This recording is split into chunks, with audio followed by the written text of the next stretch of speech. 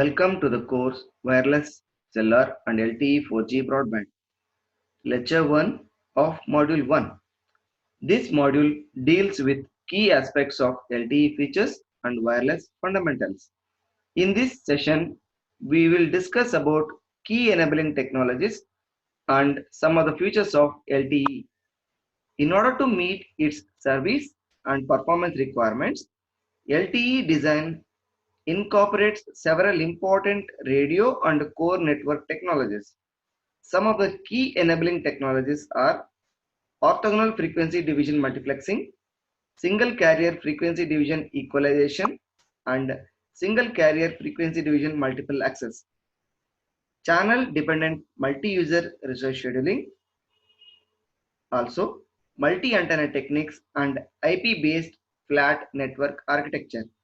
In this module, we also discuss about LTE network architecture. So let us start our discussion with some of the important enabling technologies such as OFDM. One of the key difference between existing 3G systems and LTE is OFDM modulation technology. The widely used 3G systems such as UMTS and CDMA 2000 are based on CDMA technology, where it works by spreading a narrowband signal over a wider bandwidth to achieve interference resistance. So thereby we can get much remarkable performance at lower data rate communication such as voice. But if you want high speed applications, CDMA becomes untenable. That is, it doesn't support due to larger bandwidth requirement. So in this context, OFDMA has emerged as a technology of choice for achieving high data rates. The following reasons why it is so selected for LTE services. What are the important advantages of OFDM? Some of the important advantages of OFDM are elegant solution to multipath interference. The critical challenge to high bitrate transmissions in case of wireless channel is ISI, that is inter-symbol interference, which is caused by multipath. OFDM is a multi-carrier modulation technique which overcomes this multipath impact.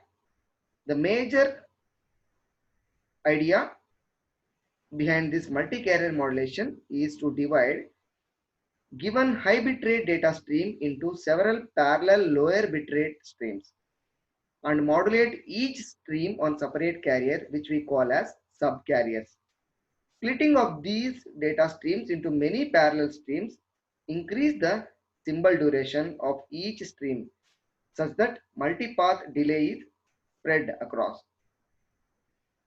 is only a small fraction of duration, where the subcarriers are selected such that they are orthogonal to nature because there is no symbol, there is no overlap during the symbol duration. Thereby, we can avoid non-overlapping subcarrier channels to eliminate inter-carrier interference. So this is one of the major advantage of OFDM. The other advantage is reduced complexity in case of computation.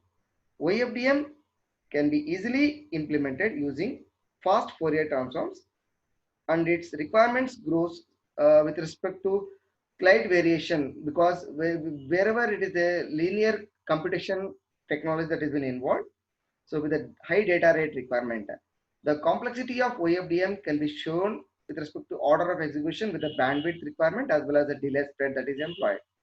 Reduced complexity is particularly very important in downlink because it reduces receivers processing and which in turn reduces the cost of the mobile devices and power consumption.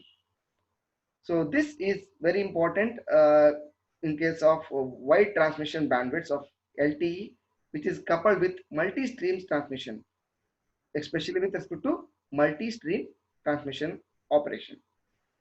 When it comes to the other advantage, that is graceful degradation of performance under excess delay, The performance of OFDM system degrades as the delay spreads across.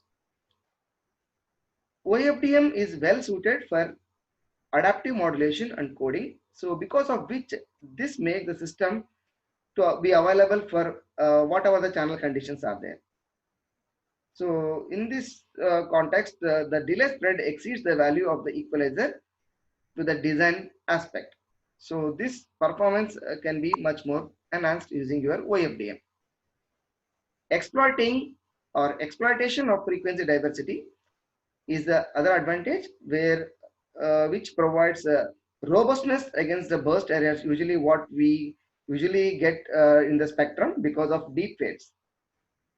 OFDM also allows channel bandwidth to be scalable, so without impacting the hardware design. So without changing, without having much changes in the hardware aspect or the base station, either in the base station or the mobile station.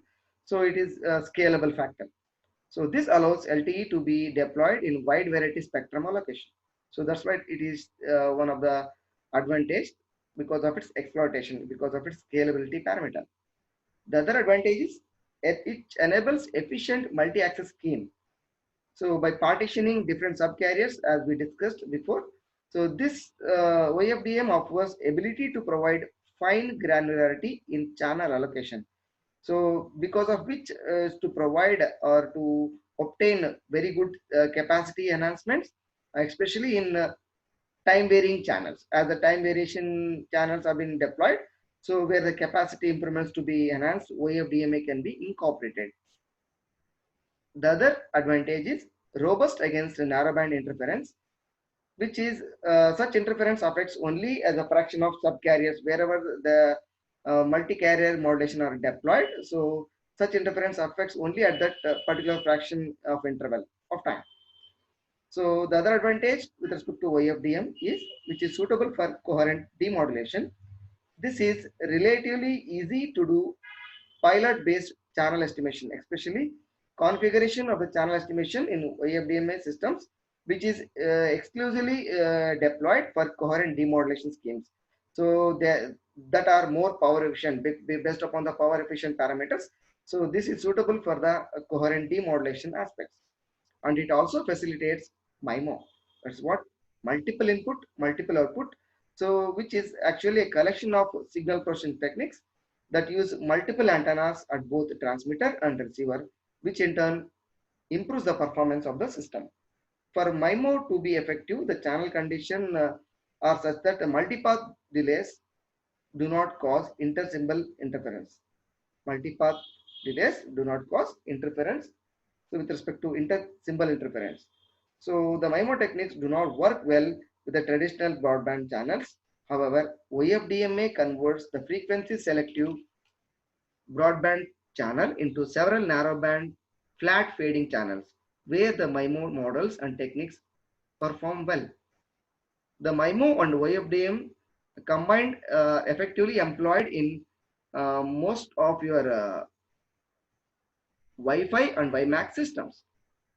And it also provides efficient support for broadcast services by synchronizing the base station to operate well within the OFDM guard interval. So wherever there is a subcarriers deployed, within the guard interval, it has been implemented.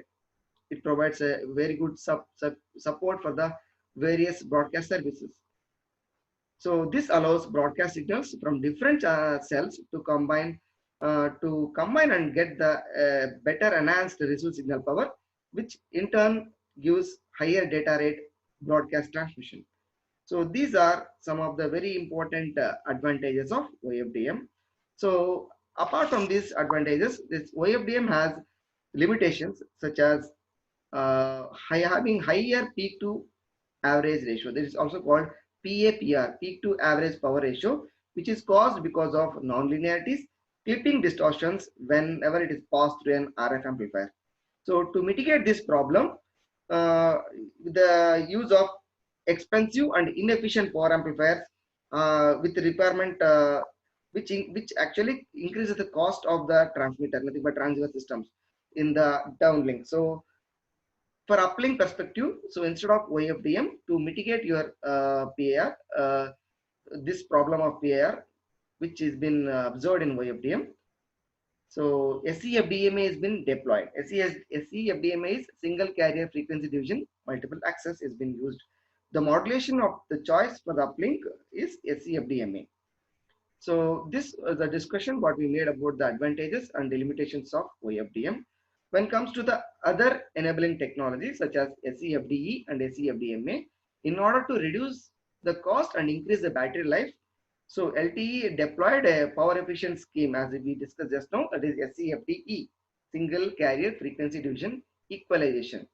So this equalization is similar to OFDM, but instead of transmitting inverse fast Fourier that's what IFFT symbols, data symbols, the sequence of quadrature amplitude modulation symbols with added cyclic prefix, whether it is normal cyclic prefix or extended cyclic prefix based upon the frame structure is being deployed. So at the receiver end, we have IFFT transformation, that is inverse fast Fourier transformation implied in SCFDE. So SCFDE actually it has all the advantages of OFDM such as multipath and resistance and low complexity. The uplink of LTE implements multi-user version. When we are going to have a multi-user version of SCFDE, which is called as a single carrier frequency division multiple access. The accessing method is been mentioned as is been given as single carrier FDMA. So which allows many users to be a part of the frequency spectrum. So SCFDMA closely resembles OFDMA aspects.